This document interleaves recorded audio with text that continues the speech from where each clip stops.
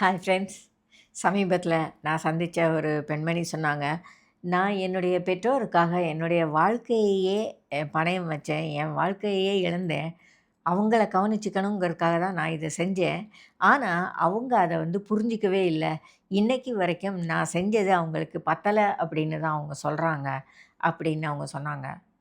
பலர் இந்த மாதிரி ஆணா இருந்தாலும் சரி, பெண்ணா இருந்தாலும் சரி, தன்னுடைய பெற்றோருக்காக, தன்னோட கூட பிறந்தவங்களுக்காக, சொந்தங்களுக்காக நெறைய விஷயங்கள செஞ்சிடுறோம். செஞ்சுட்டு அவங்க அத ரியலைஸ் பண்ணல, அத வந்து ஹானர் பண்ணல அப்படின்னு சொல்லி ரொம்ப வருத்தப்படுறோம். இது வந்து மனுஷங்களோட நேச்சர் தான். நாமளும் நெறைய பேரோட லைஃப்ல அந்த மாதிரி பேசியிருக்க வாய்ப்பு இருக்கு. அம் யாருக்காகவாவது நம்ம எதையாவது செய்ய போறோம் அப்படின்னா, முதல் விஷயம் நமக்கு தெரிய வேண்டியது, இதுக்கான பிரதிபலன் எனக்கு கிடைக்காது. ஆனாலும் நான் அவங்கள நேசிக்கிறேன். ஆகையினால இத செய்றேன். அப்படின்னு நம்ம மனச நாம ரெடி பண்ணிக்க வேண்டியது ரொம்ப ரொம்ப முக்கியம். நீங்க என்ன செஞ்சாலும் சரி, எவ்வளவு நல்லது செஞ்சாலும் சரி, உங்கள அப்ரிஷியேட் பண்ணுவாங்கன்னு மட்டும் நினைக்கவே நினைக்காதீங்க. அப்படி செய்ற ஜனங்க ரொம்ப ரொம்ப குறைவு. ஆகையினால, நீங்க என்ன அடுத்தவங்களுக்கு செஞ்சாலும் முழு மனசோட செய்யுங்க. அப்படி உங்களுக்கு எதிர்பார்த்து பிரதிபலன் வேணும் அப்படின்னா, நீங்க செய்யாதீங்க. யாருக்குமே செய்யாதீங்க. செஞ்சுட்டு அவங்க என்ன கண்டுக்கல அப்படின்னு பேசுறத விட, செய்யாம ஒதுங்கி போயிட்டீங்கன்னா, உங்களுக்கு இந்த ஹர்ட் வராது. இல்லையா? நீங்க பாட்டுக்கு உங்க வேலைய பார்த்துட்டு போய்க்கிட்டே இருப்பீங்க. செஞ்சுட்டு செஞ்சுட்டு, "ஐயோ! அவங்க எனக்கு பதிலுக்கு ஒண்ணுமே செய்யல" அப்படின்னு சொல்றதுல அர்த்தம் இல்ல. அப்படித்தான் இருப்பாங்க.